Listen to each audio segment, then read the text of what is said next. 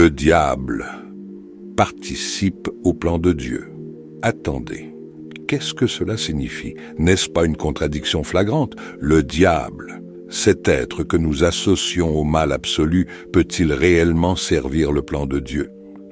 Cette question peut paraître choquante, mais lorsqu'on plonge dans les Écritures, on découvre une vérité fascinante. Dieu, dans sa souveraineté absolue, utilise même le mal, y compris les actions du diable, pour accomplir ses desseins parfaits. Cela ne signifie pas que Dieu est l'auteur du mal ou qu'il approuve les actes mauvais. Cela signifie que rien ne peut échapper à son contrôle. Même ce qui semble chaotique et injuste peut être retourné pour un bien supérieur. Aujourd'hui, nous allons explorer cette vérité profondément biblique. Nous découvrirons pourquoi Dieu permet au diable d'agir et comment même ses actions servent, malgré lui, le plan divin. Nous examinerons, premièrement, la souveraineté absolue de Dieu. Deuxièmement, comment le diable est utilisé comme un instrument de test et de purification. Troisièmement, comment Dieu transforme le mal en bien. Quatrièmement, le rôle du diable dans le jugement final.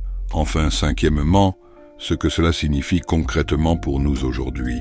Restez bien jusqu'à la fin, car ce voyage à travers les Écritures pourrait transformer votre vision de Dieu, du mal et de la vie elle-même. Avant de comprendre comment le diable travaille pour Dieu, nous devons établir une vérité fondamentale. Dieu est souverain. Cela signifie qu'il règne sur toute chose, qu'il contrôle tout dans l'univers. Il n'y a rien qui lui échappe, pas même les actes du diable. Cette vérité est au cœur de toute la Bible. Dans le psaume 115, verset 3, il est écrit « Notre Dieu est au ciel, il fait tout ce qu'il veut ». Dieu n'est jamais pris au dépourvu. Il n'est jamais surpris par les événements, car tout ce qui arrive fait partie de son plan souverain.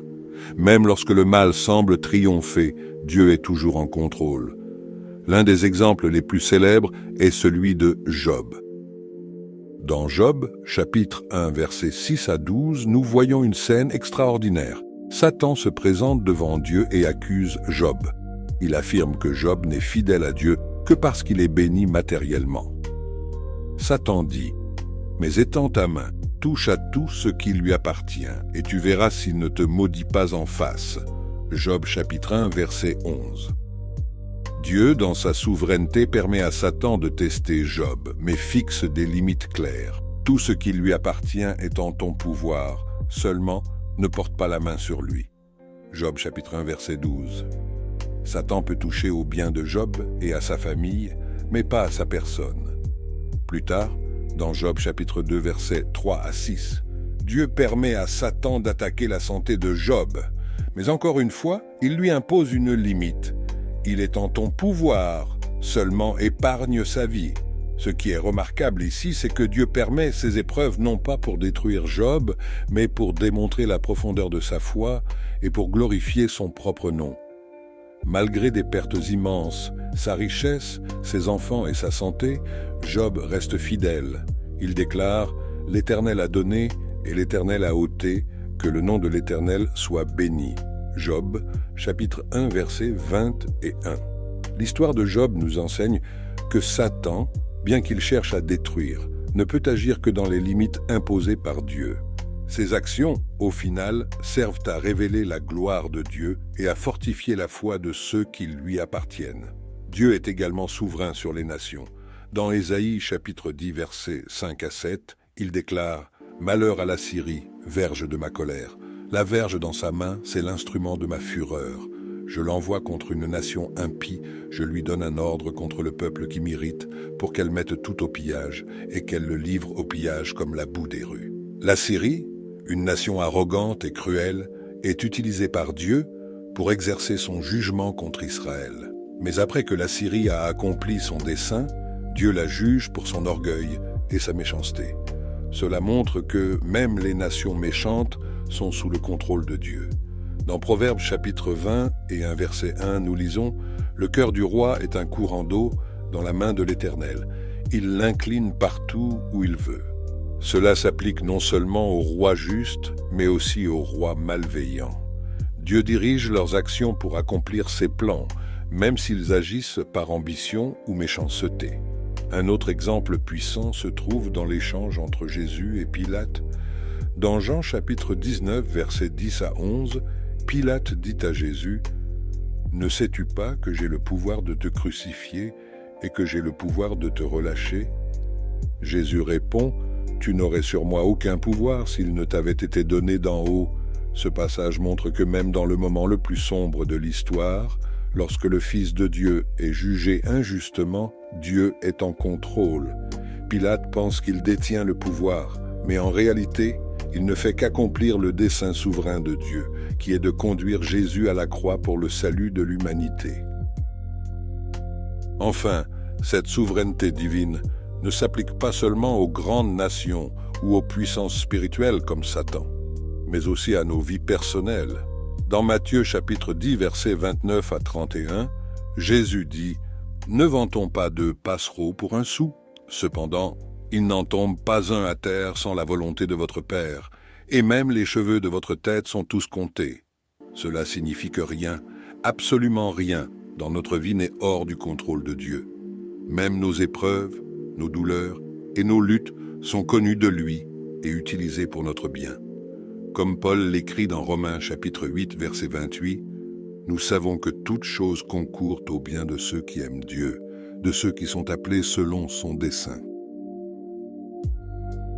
Maintenant que nous avons établi la souveraineté absolue de Dieu, explorons une vérité fascinante.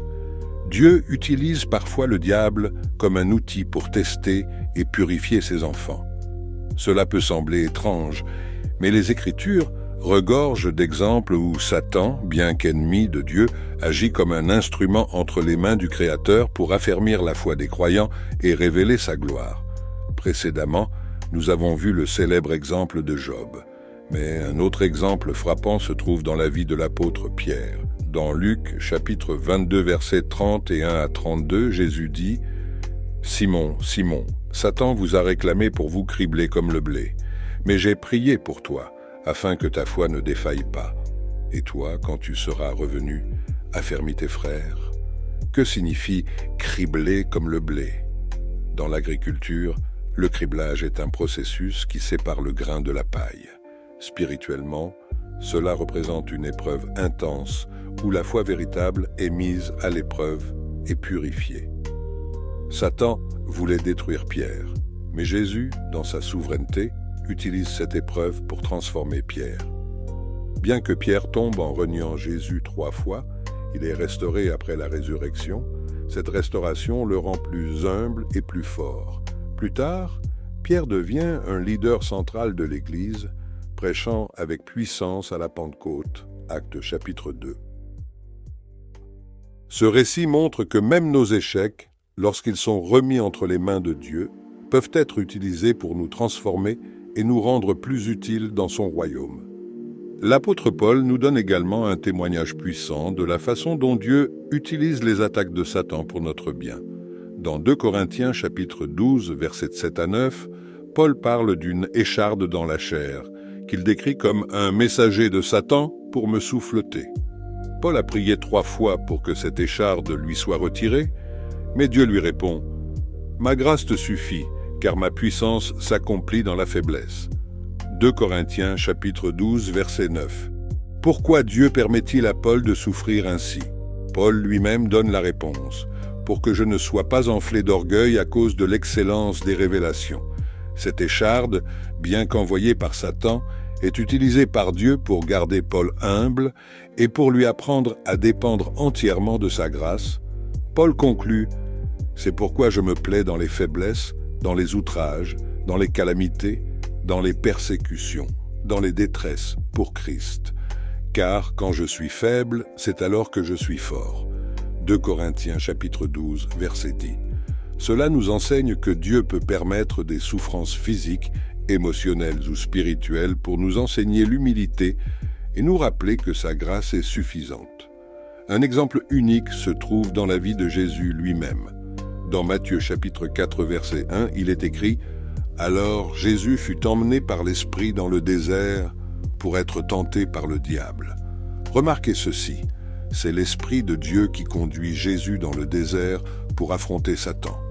Cette confrontation n'est pas un accident. Elle fait partie du plan divin pour préparer Jésus à son ministère. Pendant 40 jours et 40 nuits, Jésus jeûne, et Satan lui propose des tentations qui visent à le détourner de sa mission.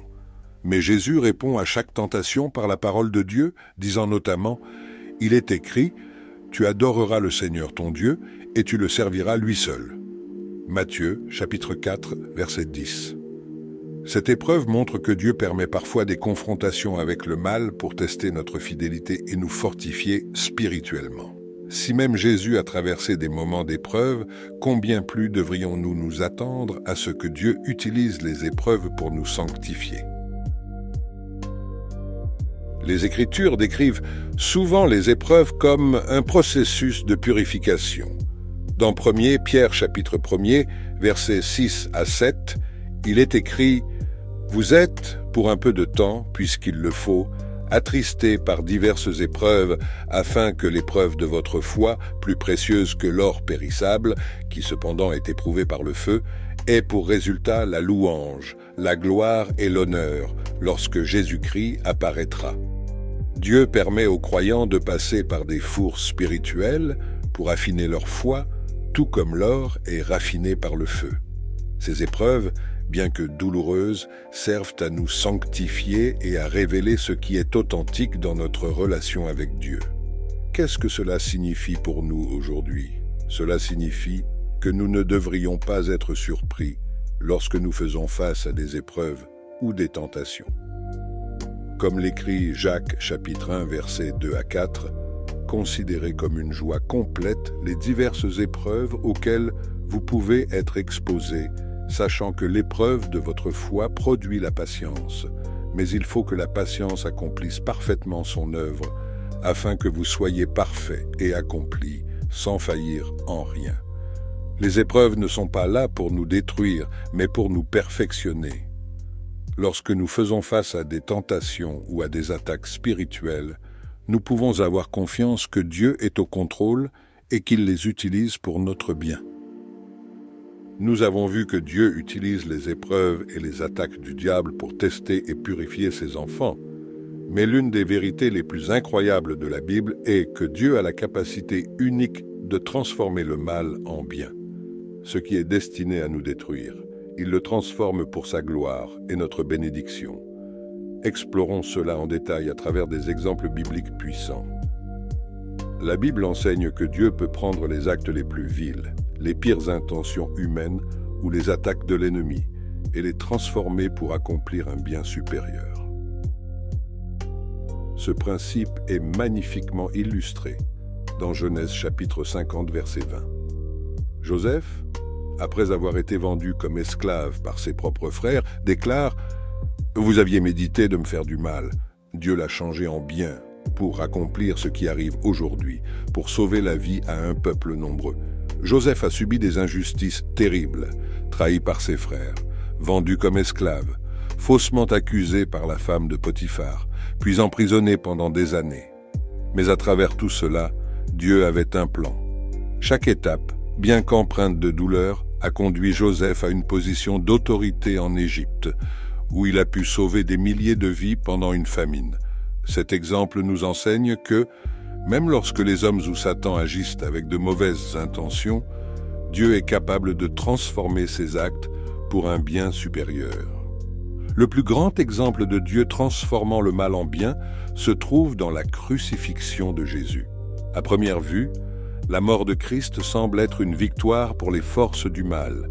Judas, inspiré par Satan, trahit Jésus pour 30 pièces d'argent. Les chefs religieux complotent pour le faire mourir. Les soldats romains le torturent et le crucifient. Tout semble perdu. Mais lorsque nous regardons de plus près, nous voyons que tout cela faisait partie du plan souverain de Dieu. Dans Jean chapitre 13, verset 27, il est écrit « Après avoir pris le morceau, Satan entra dans Judas. » Pourtant, cette trahison orchestrée par Satan a conduit directement à l'accomplissement du plus grand acte de rédemption de l'histoire.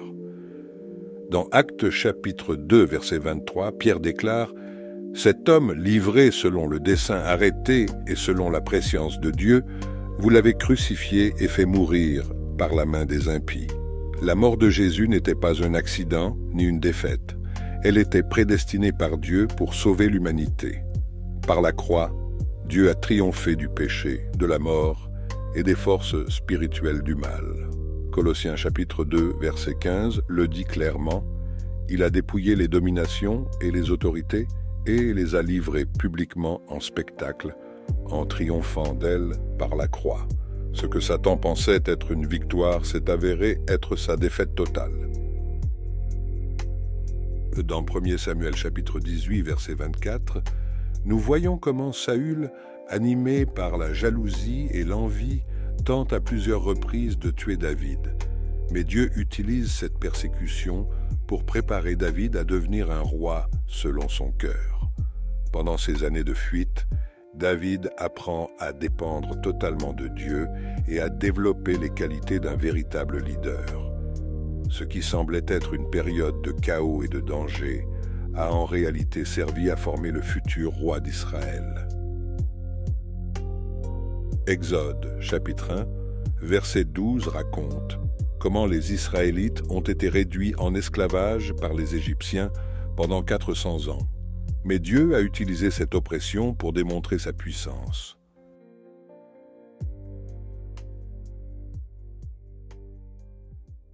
À travers les plaies d'Égypte et la délivrance spectaculaire à la mer Rouge, Dieu a montré qu'il est plus grand que tous les dieux et les puissances de ce monde.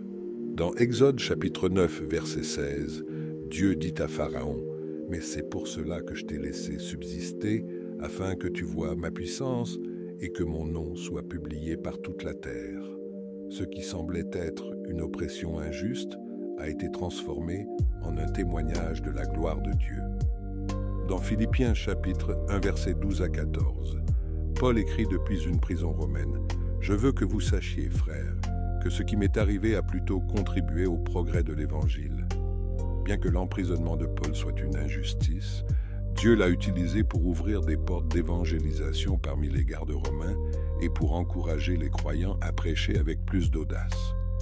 Ce qui semblait être un obstacle est devenu un moyen de propager l'Évangile plus largement. Dans Romains chapitre 8, verset 28, Paul nous assure « Nous savons que toute chose concourt au bien de ceux qui aiment Dieu, de ceux qui sont appelés selon son dessein.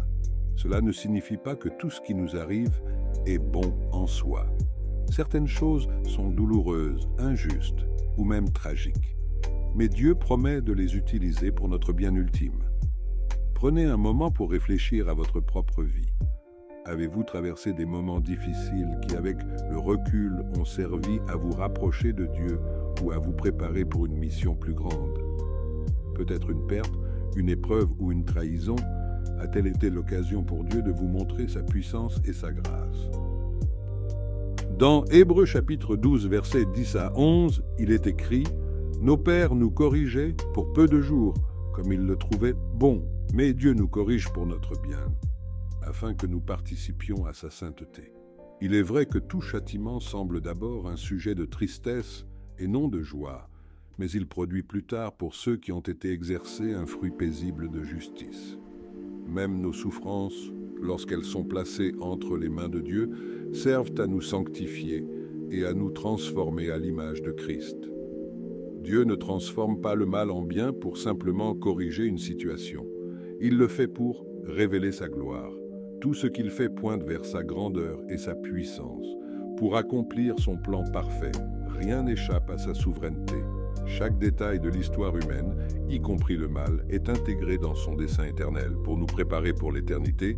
2 Corinthiens chapitre 4 verset 17 dit « Car nos légères afflictions du moment présent produisent pour nous, au-delà de toute mesure, un poids éternel de gloire.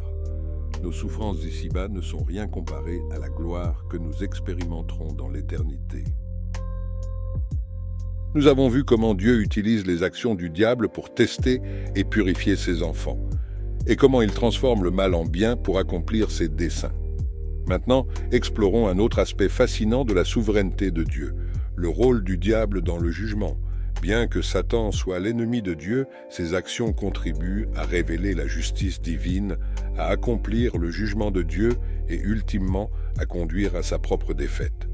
Dans les Écritures, Satan est souvent présenté comme un accusateur, Dans Apocalypse, chapitre 12, verset 10, il est appelé l'accusateur de nos frères, celui qui les accusait devant notre Dieu jour et nuit. Cette description reflète son rôle dans les cieux, où il cherche à condamner les croyants en soulignant leurs péchés. Un exemple classique de ce rôle se trouve dans Zacharie, chapitre 3, versets 1 à 2. Il me fit voir Josué, le souverain sacrificateur, debout devant l'ange de l'Éternel, et Satan qui se tenait à sa droite pour l'accuser. L'Éternel dit à Satan, « Que l'Éternel te réprime, Satan. » Ici, Satan essaie de condamner Josué à cause de ses fautes, mais Dieu intervient pour défendre son serviteur. Ce passage illustre que, bien que Satan accuse, Dieu est celui qui justifie. Ce rôle d'accusateur montre que Satan est utilisé, malgré lui, pour révéler la grâce et la justice de Dieu. Chaque accusation qu'il porte est une occasion pour Dieu de démontrer la puissance du pardon offert en Jésus-Christ. Dans certains cas, Satan est utilisé comme un outil pour exercer le jugement de Dieu. Regardons un exemple frappant dans 1 Corinthiens chapitre 5, verset 5.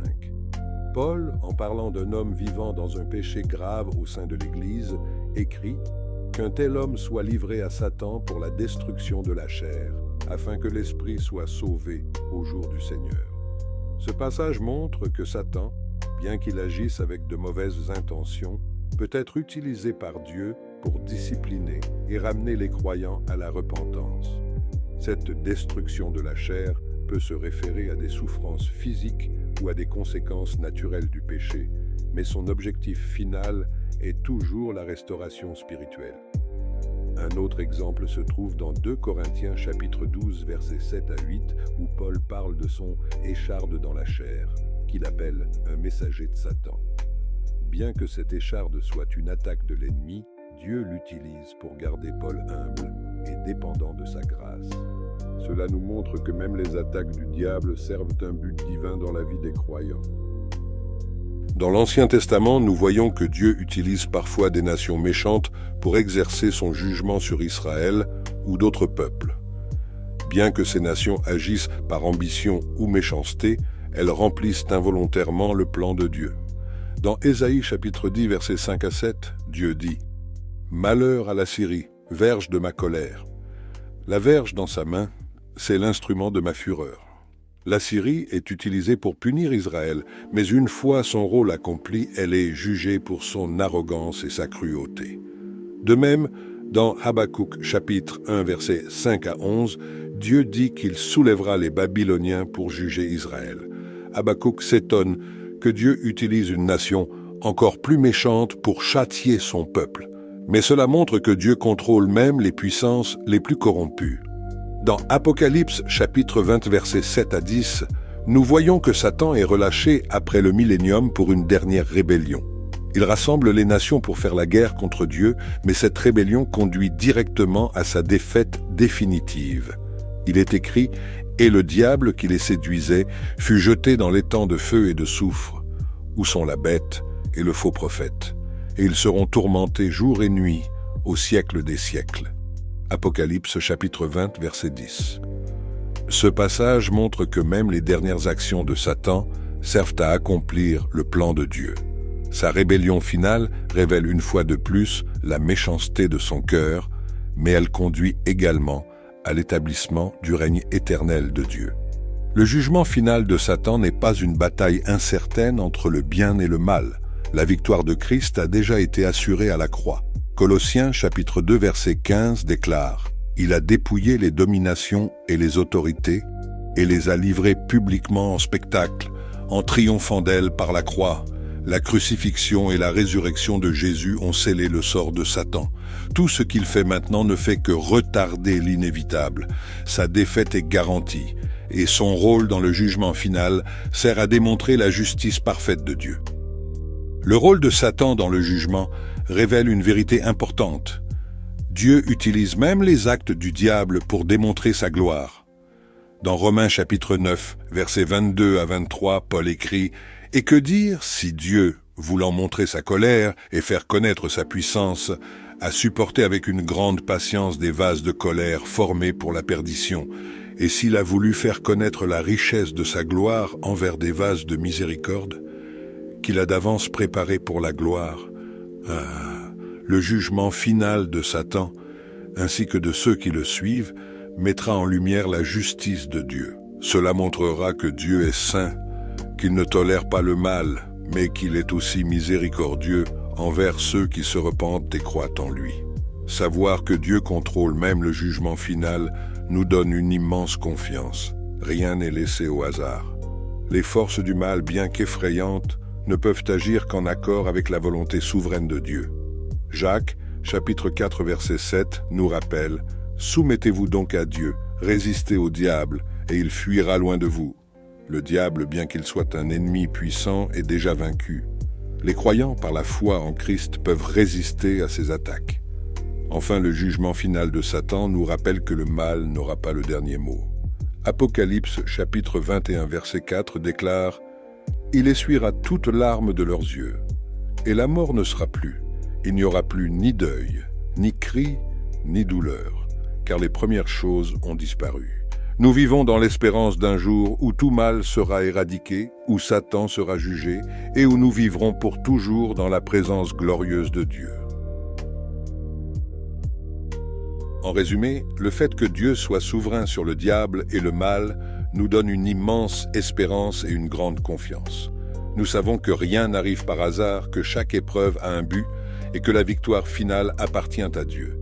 Alors vivons avec assurance, en résistant au diable, en restant proches de Dieu et en partageant l'espérance de la vie éternelle avec ceux qui nous entourent. Nous avons parcouru un long chemin dans cette étude, explorant une vérité fascinante et parfois difficile à comprendre. Le diable, bien qu'il soit l'ennemi de Dieu et du bien, travaille, malgré lui, pour accomplir les desseins souverains de Dieu.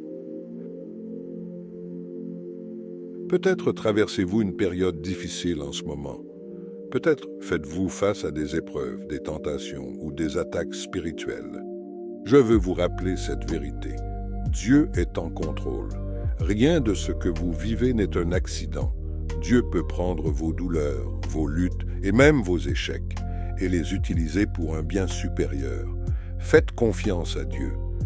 Remettez-lui vos luttes, vos craintes et vos épreuves. Souvenez-vous qu'il est souverain, qu'il vous aime et qu'il œuvre toujours pour votre bien. Même si vous ne comprenez pas ce qui se passe, faites-lui confiance. Ne laissez pas l'ennemi vous intimider ou vous décourager. Restez ferme dans la foi, appuyez-vous sur la parole de Dieu et priez sans cesse. Jacques chapitre 4, verset 7 dit « Soumettez-vous donc à Dieu, résistez au diable, et il fuira loin de vous. » Si cette vidéo vous a encouragé et édifié, je vous invite à la partager avec vos proches. Peut-être que quelqu'un dans votre entourage a besoin d'entendre ces vérités aujourd'hui. Abonnez-vous à cette chaîne pour continuer à découvrir les richesses de la parole de Dieu et laissez un commentaire pour partager vos réflexions. N'oubliez pas, ce que le diable veut utiliser pour détruire, Dieu peut le transformer pour construire. Faites-lui confiance car il est souverain sur tout. Que Dieu vous bénisse abondamment et vous remplisse de paix et d'espérance. Souvenez-vous, il est souverain et tout, même les attaques du diable, sert à accomplir ses desseins parfaits. À bientôt pour une nouvelle étude biblique.